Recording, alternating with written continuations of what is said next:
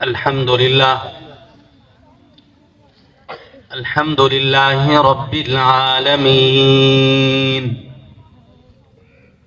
والصلاة والسلام على خاتم الأنبياء والمرسلين وعلى آله وأصحابه الطيبين الطاهرين وعلى من تبعهم بإحسان إلى يوم الدين.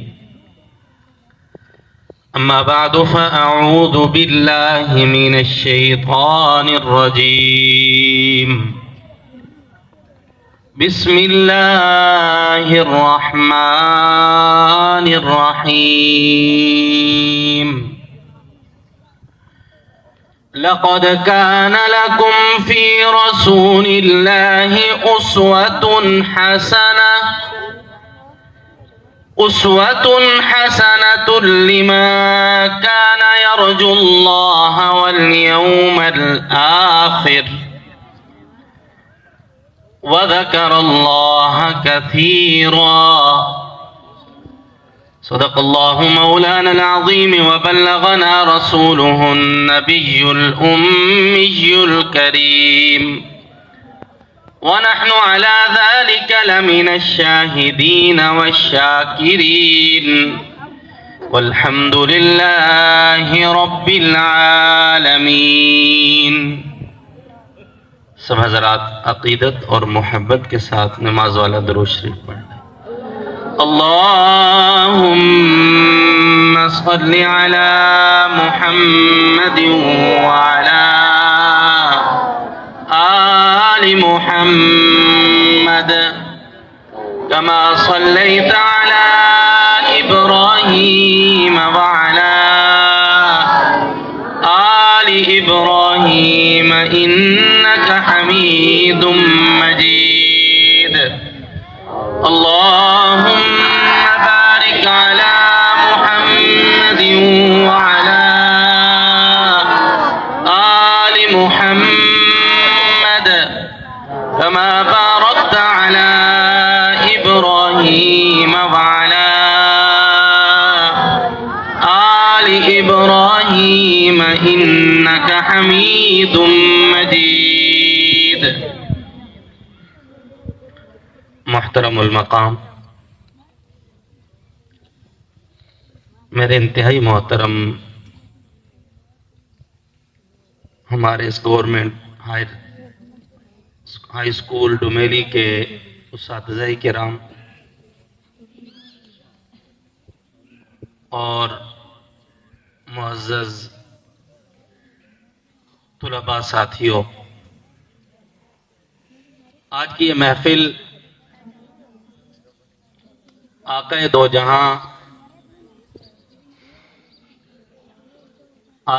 جہاں حضرت محمد پاک صلی اللہ علیہ وسلم کے مبارک ذکر کی مجلس ہے. اس میں ہم موجود ہیں. دعا ہے اللہ کریم اس موقع کی مناسبت سے حق بات حق طریقے سے مجھے کہنے کی توفیق عطا فرمائے، اور پھر اس کے بعد اللہ پاک ہمیں ان باتوں پر عمل کرنے کی بھی توفیق عطا فرمائے. میں بچوں سے ایک درخواست کروں گا کہ میں آپ سے مخاطب ہونے آیا ہوں، تھوڑی دیر آپ بھی مجھ سے مخاطب ہو جائیں. بہت تھوڑے وقت میں میری کوشش ہوگی کہ میں کچھ باتیں کر کے چلا جاؤں اور وہ باتیں ہم سب کے لیے مفید ہوں. یہ ایک بات یاد رکھیں، سیرت پاک یا میلاد پاک کی جو محفل ہے نا، یہ سجانا اس لحاظ سے بڑا آسان ہے کہ بندے بیٹھ کے محفل سج گئی، لیکن اس لحاظ سے بڑا مشکل ہے کہ یہاں جبریل بھی بڑی احتیاط سے آتا ہے. اس کے آداب ہیں، اور بے ادب محروم ہو جایا کرتا ہے. بھائی میں بچوں سے مخاطب ہوں، اساتذہ سے تو بیٹے یہ محفل جو سجائی ہے آپ نے سجائی ہے، رونق آپ ہیں اس محفل کی، تو آپ نے اس محفل کے آداب کا خیال رکھنا ہے شاعر کہتا ہے یہ فضائے حسن رسول ہے، یہ بہار باغ بطول ہے، ذرا اے صبا تو ادب سے چل، یہ بارگاہ رسول ہے۔ بارگاہ رسول کے آداب ہیں، تو جب ذکر چھڑا ہے تو پھر اس ذکر کو آداب سے کرنا ہوگا۔ یہ ذکر اتنا ہلکا نہیں ہے کہ آپ بیٹھ کے گپیں بھی لگاتے رہیں اور ذکر بھی چلتا رہے۔ اگر آپ کو وقت نہیں دیتے ادارے والے یا آپ کو کوئی ٹینشن ہے تو بس بند کر دیتے ہیں، لیکن آداب ضروری ہے میرے بچوں۔ میں جو بات آپ حضرات سے کرنا چاہتا ہوں، اس میں آج کی مجلس میں دو تین باتیں، ایک تو ہے حسن و جمال مصطفیٰ، اور ایک روایت کمال مصطفیٰ، اور ایک روایت جو میں نے جو آیت کریمہ تلاوت کی ہے اس کے حوالے سے گفتگو کروں گا۔ مجھے سر ذیشان صاحب کا حکم ملا اپنے بھائی ماسٹر خاور صاحب کے ذریعے، میں سوچ میں پڑ گیا کہ اس دفعہ چونکہ میں آپ سے مخاطب ہوتا ہی رہتا ہوں، وقتاً فوقتاً میری حاضری ہوتی رہتی ہے یہاں، تو میں نے سوچا کہ میں اس دفعہ کیا بات کروں وہاں جا کے۔ اور جو میں بات کرنے لگا ہوں اس بات میں شان مصطفیٰ بھی ہوگی اور ایک نصیحت بھی ہوگی۔ میں نے جب سیرت پاک کو دیکھا، بڑی عجیب بات یہ تھی علامہ سفیر صاحب کہ مجھے، اور یہ ہمارا عقیدہ بھی ہے، کہ میں نے نصیحت کرنی ہے ان بچوں کو۔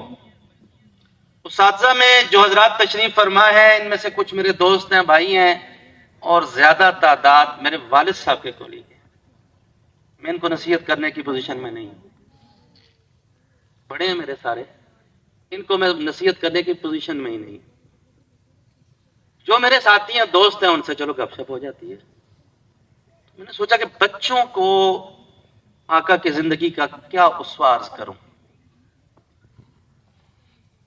بہت تلاش کیا لیکن نہیں ملا، اس لیے کہ میرے آقا نے دنیا میں کسی کی شاگردی کی نہیں ہے۔ آپ نے پڑھا ہوگا بچوں نے بھی کہ ہمارے آقا کو ڈائریکٹ اللہ نے علم دیا، آپ کسی کے شاگرد نہیں ہیں، تو بحیثیت طالب علم کیسے ملے گا وہاں سے سوال؟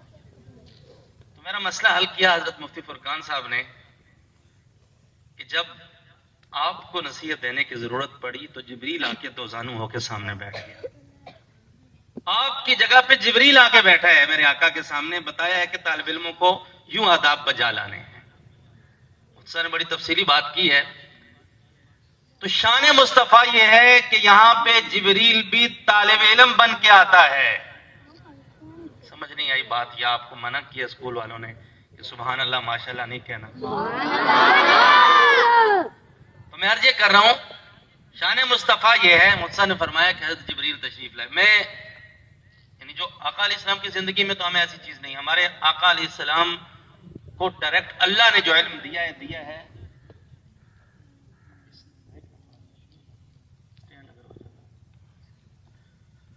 تو آقا علیہ السلام کو اللہ نے ڈائریکٹ علم دیا۔ آپ کا استاد صرف خدا ہے، صرف اللہ، باقی کوئی استاد نہیں آپ کا۔ تو جب استاد نہیں ہے تو ہمیں کہاں نظر آئے گا کہ آپ کیسے استاد کے سامنے بیٹھے، آپ نے کیسے استاد سے علم حاصل کیا؟ ہے ہی نہیں، اس لیے پھر اللہ کو جبریل بھیجنا پڑا۔ جبریل نے آ کے بتایا کہ طالب علم یوں ہوتے ہیں اور استاد محمد رسول اللہ ہوتے ہیں۔ طالب علم جب اپنے استاد کے سامنے بیٹھتا ہے تو دو زانو ہو کے بیٹھتا ہے اور ادب سے بیٹھتا ہے۔ یہ سبق کون دینے آئے؟ حضرت جبریل۔ تو میں ایک تو روایت عرض کروں گا، ایک روایت جو پچھلے سال بھی میں نے عرض کی تھی اور ایک روایت نئی۔ حسن و جمال مصطفیٰ کیا ہے؟ چونکہ میرے آقا کی زندگی میں بہت، ہم اگر یہ کہیں نا، کوئی دنیا کا کوئی بندہ یہ کہے کہ میں نے سیرت طیبہ کو مکمل پڑھ لیا یا مکمل میرے سامنے آ گئی ہے، تو یہ غلط ہے، ایسا ممکن نہیں ہے۔ اور بیان کرنا تو پھر اس سے بھی زیادہ مشکل ہے، ممکن نہیں ہے یہ۔ اس لیے کہ آپ تصور کریں کہ یہ کائنات بنی نہیں تھی تو ذکر مصطفیٰ شروع ہوا تھا، اور جب یہ کائنات ختم ہو جائے گی، قیامت قائم ہو جائے گی، میدان حشر قائم ہوگا، وہاں پہ بھی میرے کالے کملی والے اللہ کے حبیب کا سکہ وہاں پہ بھی چل رہا ہوگا۔ یہ تو بڑا لمبا سلسلہ ہے، اس لیے یہ اگر کوئی کہے کہ میں نے سب کچھ بیان کر دیا، یہ نہیں، یہاں پہ جو بھی باتیں ہوتی ہیں وہ حاضری لگوانی ہوتی ہے۔ تو اس مناسبت سے میں ایک بات عرض کروں گا، شمائل ترمذی ایک حدیث کی کتاب ہے، ترمذی شریف اس کا ایک حصہ ہے، اس میں ایک روایت ہے،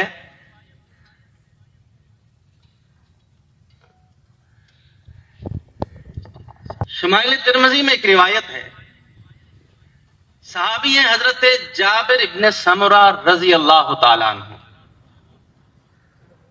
فرماتے ہیں کہ میں ایک دن آقا صلی اللہ علیہ وسلم کی محفل پاک میں موجود تھا، مسجد نبوی میں آقا تشریف فرما تھے، آپ نے سرخ رنگ کا جبہ اوڑھا ہوا تھا، اور حضرت جابر فرماتے ہیں رات بھی 14ویں کی تھی، آسمان پہ 14ویں کا چاند چمک رہا تھا، مدینے میں آمنہ کا چاند چمک رہا تھا۔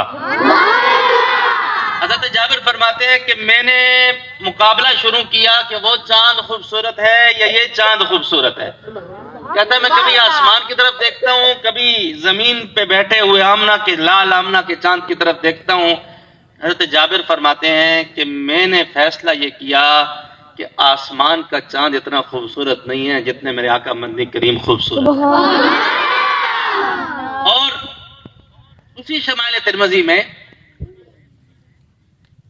خلیفہ رابع امیر المومنین سیدنا علی ابن ابی طالب رضی اللہ تعالیٰ عنہ نے حضور کے سارے اوصاف بیان کرنے کے بعد کہ میرے آقا کا چہرہ ایسا تھا، میرے آقا کی زلفیں ایسی تھی، میرے آقا کا کہ رخسار ایسے تھے، میرے آقا کے ہونٹ ایسے تھے، ناک مبارک ایسی تھی، پورا حلیہ بیان کرنے کے بعد سیدنا علی ابن ابی طالب بول اٹھے، کہنے لگے لم ارى قبلہ ولا بعدہ مثلہ صلی اللہ علیہ وسلم، کہتے ہیں میں جتنا مرضی حسن و جمال کو کھولوں، میں جتنا مرضی اپنے آقا کے کمالات کو کھولوں، آخر انتہا یہ ہوتی ہے کہ آپ جیسا حسین نہ رب نے پہلے بنایا نہ بعد میں کوئی آئے۔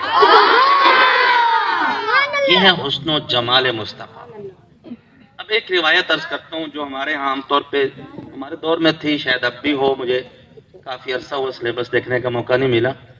میٹرک کی انگلش میں ایک نبی پاک صلی اللہ علیہ وسلم کی سیرت کے حوالے سے جو سبق ہے، اس میں حضرت انس رضی اللہ تعالیٰ عنہ کی ایک روایت ہے، حضرت انس رضی اللہ تعالیٰ عنہ صحابی رسول بھی ہیں اور خادم بھی ہیں۔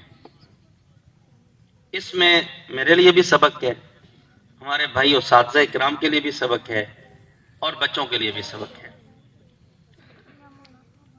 حضرت انس فرماتے ہیں رضی اللہ تعالی عنہ، خدمت رسول اللہ صلی اللہ علیہ وسلم 10 سنین، میں نے 10 سال اپنے آقا و مولا حضرت محمد رسول اللہ صلی اللہ علیہ وسلم کی خدمت کی ہے۔ کتنے سال؟ 10 سال۔ حضرت انس فرماتے ہیں فما قال لی اف قط، ان 10 سالوں میں سرکار نے مجھے کبھی اف تک نہیں فرمایا۔ سبحان اللہ۔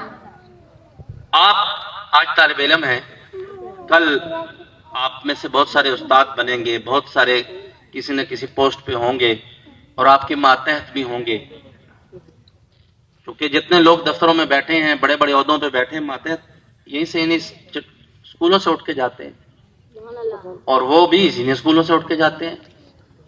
تو حضرت انس فرماتے ہیں کہ فما قال علی اف قط، حضور نے کبھی اف تک نہیں فرمایا۔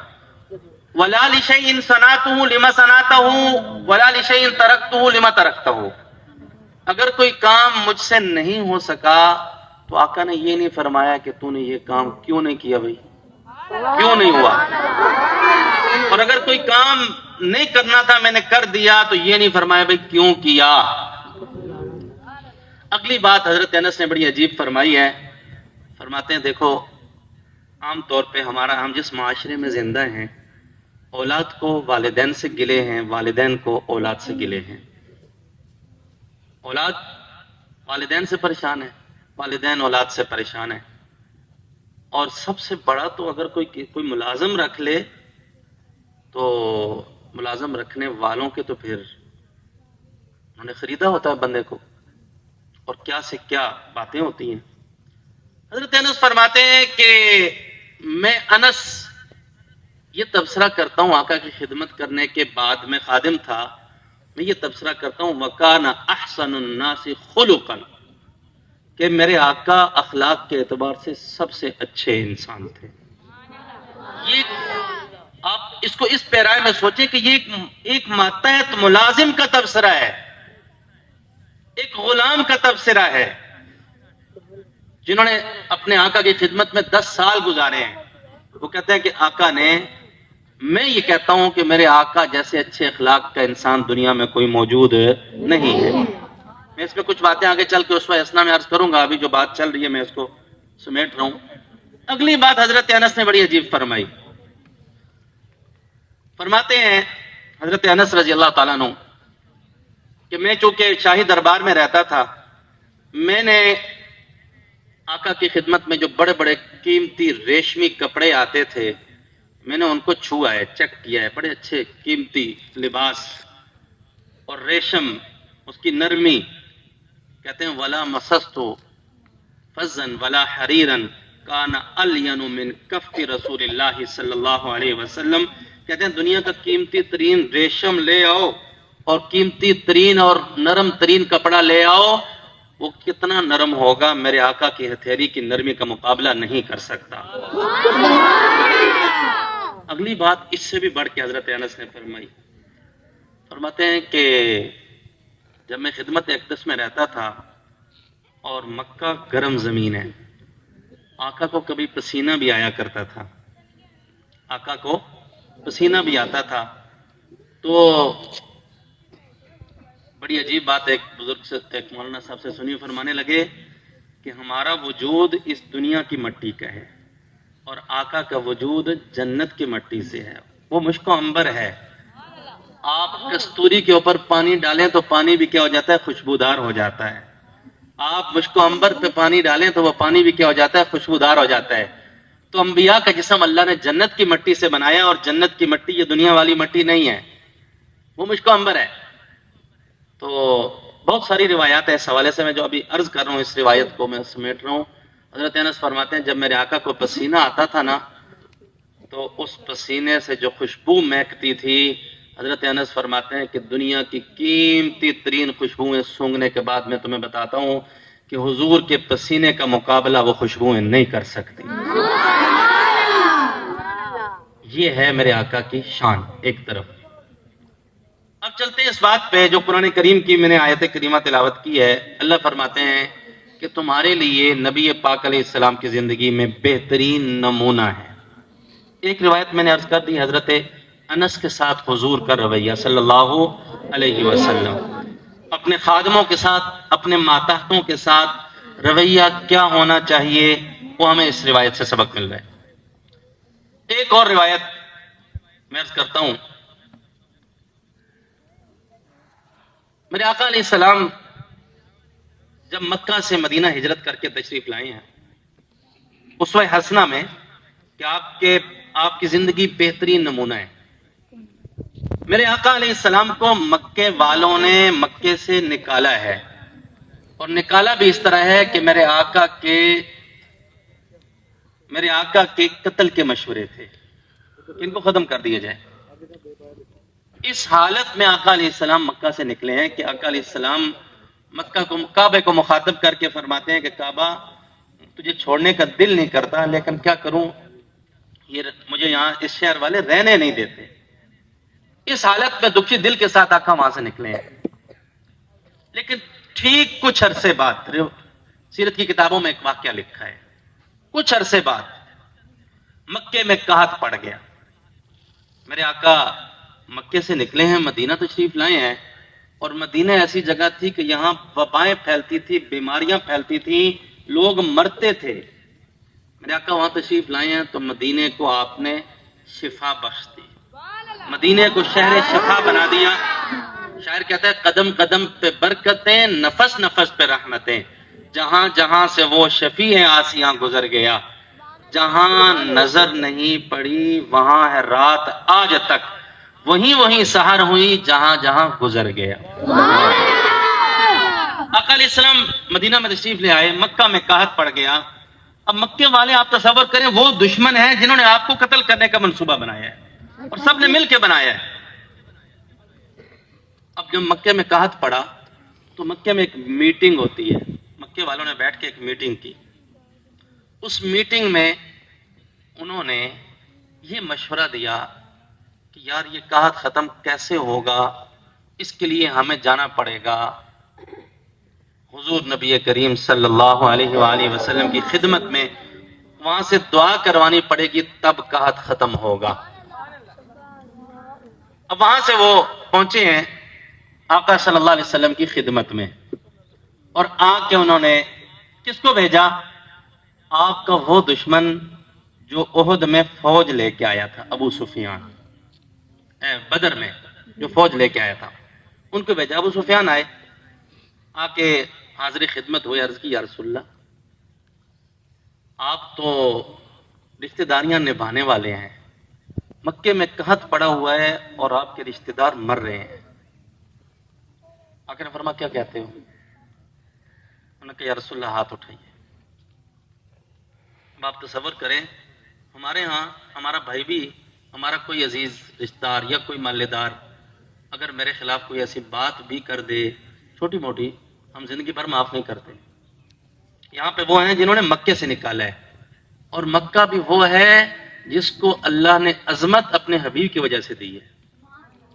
آپ قرآن پاک پڑھیں، سورہ بلد پڑھیں، اللہ کریم ارشاد فرماتے ہیں لا اقسم بہذا البلد، میں مکے کی قسم کھاتا ہوں۔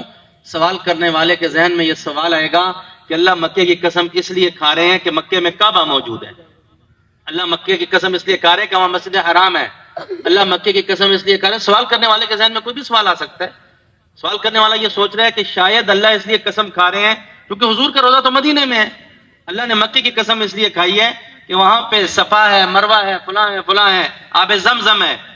اللہ نے مسئلہ حل کر دیا، اللہ نے کہا میں اس لیے نہیں قسم کھا رہا کہ یہاں کعبہ ہے، میں اس لیے کھا رہا ہوں انت حل بہذا البلد، اس شہر میں میرے حبیب کے قدم لگ چکے ہیں۔ تو مکے کو عظمتیں اب اللہ کے حبیب کی وجہ سے ملی، وہ مکہ چھوڑنا پڑا، اور ٹھیک کچھ عرصے بعد وہی مکے والے آ جاتے ہیں یا رسول اللہ ہاتھ اٹھائیے دعا کیجئے، ہمارے حالات بہت تنگ ہو گئے، بہت پریشان ہیں۔ آقا نے ہاتھ اٹھائے ہیں، دعا کی ہے ان کے لیے۔ بات یہاں بس نہیں ہوئی، صرف یہاں نہیں، ایک صحابی ہے حضرت ثمامہ ابن ثعلبہ رضی اللہ تعالیٰ عنہ، وہ سردار تھے اپنے قبیلے کے، اور ان کے علاقے سے مکے میں گندم غلہ آیا کرتا تھا۔ حضور علیہ السلام نے حضرت ثمامہ کو خط لکھا ہے، اور خط لکھ کے ان کو پیغام بھیجا ہے کہ بھائی مکے والے بھوک سے مر رہے ہیں، لہٰذا ان کا غلہ جو آپ نے روک دیا وہ غلہ جاری کرو۔ یہ ہے اسوہ حسنہ کہ دشمنوں کو صرف معاف نہیں کرنا، دشمنوں کے ساتھ بھلا کر کے دکھانا۔ پھر ایک اور منظر ہے، حضور نبی کریم صلی اللہ علیہ وسلم مکہ میں داخل ہو رہے ہیں 10 سال بعد فاتح بن کے، اور آپ کے ساتھ 10,000 کا لشکر ہے۔ مکے کو جب آپ علیہ السلام مکے میں داخل ہوئے تو صحابہ کے دلوں میں بڑا ایک غصہ تھا۔ آپ تصور کریں کہ اگر آپ کو کوئی گھر سے نکال دے اور پھر آپ کو اس پہ دسترس حاصل ہو جائے تو آپ اس کے ساتھ کیا کریں گے؟ آقا کا گھر مبارک، آقا علیہ السلام کا آبائی گھر مکہ میں آج بھی موجود ہے، وہ گھر بھی وہاں رہ گیا، آبائی شہر جس شہر میں پیدا ہوئے وہ بھی وہاں رہ گیا، اور جس مکے کو اللہ نے حضور کی وجہ سے عظمت دی وہ بھی وہاں رہ گیا۔ یہ سب کچھ اتنے بڑے ظلم کے بعد 10 سال بعد جب آپ فاتحانہ داخل ہو رہے ہیں تو آپ علیہ السلام جب مکے میں داخل ہو رہے ہیں، صحابہ کرام کو غصہ ہے۔ ایک صحابی نے اعلان کیا الیوم یوم الملحمہ، آج آئے کوئی، ہم دیکھتے ہیں کون بہادر ہے، مقابلہ کرے ہمارا، آج جنگ کا دن ہے، آج پتہ چلے گا تم کتنے بدماش ہو، تم نے ہمارے ساتھ بڑی زیادتیاں کی ہیں، تم نے بلال کو مکے کی تپتی زمین پہ لٹا کے اس کے سینے پہ پتھر رکھے ہیں، تم نے زنیرہ کی آنکھیں نکالی ہیں، تم نے حضور علیہ السلام کے گلے میں کپڑا ڈال کے دبایا ہے، تم نے حضور علیہ السلام کے سر مبارک پہ اوجریاں ڈالی ہیں، تم نے میرے حبیب کے راستے میں کانٹے بچھائے ہیں، آ جاؤ میدان سجاؤ، ہم دیکھتے ہیں تم کتنے بڑے ہو۔ صحابی نے جوش میں نعرہ لگایا الیوم یوم الملحمہ۔ آقا کو پتا چلا، آقا نے ارشاد فرمایا نہیں ایسا نہیں ہے، الیوم یوم المرحمہ، آج تو رحم کا دن ہے، آج جنگ کا دن نہیں ہے، آج بدلے لینے کا دن نہیں ہے، آج رحم کا دن ہے۔ بات یہاں ختم نہیں ہوئی۔ آقا علیہ السلام مکے کے کعبے کے اندر داخل ہوئے، کعبے کا دروازہ کھلوایا، آپ نے اندر جا کے نماز پڑھی۔ نماز پڑھنے کے بعد آپ میں سے جو حضرات تشریف لے گئے ہیں، اللہ پاک سب کو لے جائے۔ جن حضرات نے دیکھا کعبے کا دروازہ جو ہے وہ ذرا اونچا ہے سین سے، آقا علیہ السلام وہاں دروازے پہ جب تشریف لائے تو باہر سرداران قریش کھڑے ہیں، وہ سارے ظالم جنہوں نے حضور کو دکھ پہنچائے تھے وہ سارے باہر کھڑے ہیں۔ آقا نے پوچھا تمہیں پتہ ہے میں آج تمہارے ساتھ کیا کرنے والا ہوں؟ اب آپ یہاں دیکھیں، یہ جو مکی دور ہے نا، مکے میں نفاق نہیں تھا، یہاں کفر تھا یا اسلام تھا۔ مکے والے منافق نہیں تھے، ان کے کفر کا اور ان کی سرکشی کا عالم یہ تھا کہ ابو جہل کو جب بدر میں قتل کرنے لگے نا حضرت معاذ اور معوذ، آپ نے یہ واقعہ کتابوں میں پڑھا ہوگا، تو اس نے کہا تھا کہ میرا سر جو ہے نا ذرا اوپر سے کر کے اتارنا تاکہ لوگوں کو پتا چلے کہ یہ کسی سردار کا سر ہے۔ مرتے وقت بھی اس نے اپنا تکبر نہیں چھوڑا، یہ کھلم کھلا مقابلے میں تھے۔ ان کا یہ نہیں تھا کہ ٹھیک ہے وقتی طور پہ دب جاؤ، ٹھیک ہے سب سے نالا بعد میں پھر آگے پیچھے ہو جاؤ۔ یہ نفاق والا دور مدنی زندگی میں شروع ہوتا ہے۔ قرآن پاک کی صورتوں میں بھی جو نفاق والا منافقین کا تذکرہ ہے وہ مدنی دور میں ہے، مدینے سے یہ سارا کام شروع ہوا نفاق والا، وہاں کھلم کھلا کفر تھا۔ حضور نے فرمایا تمہیں پتہ ہے میں تمہارے ساتھ کیا کرنے لگا ہوں؟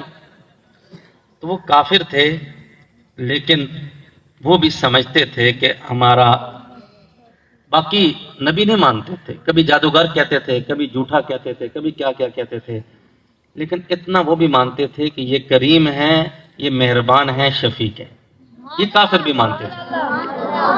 انہوں نے جو الفاظ کہے، کتب میں جو الفاظ موجود ہیں وہ کہتے ہیں کہ یا رسول اللہ انت کریم وابن کریم، آپ خود بھی کریم ہیں، کریم باپ کے بیٹے ہیں، ہمیں آپ سے کرم کی امید ہے۔ یہ کافر لوگ کہہ رہے ہیں کہ آپ خود بھی کریم ہیں اور کریم باپ کے بیٹے ہیں، ہمیں آپ سے کرم کی امید ہے۔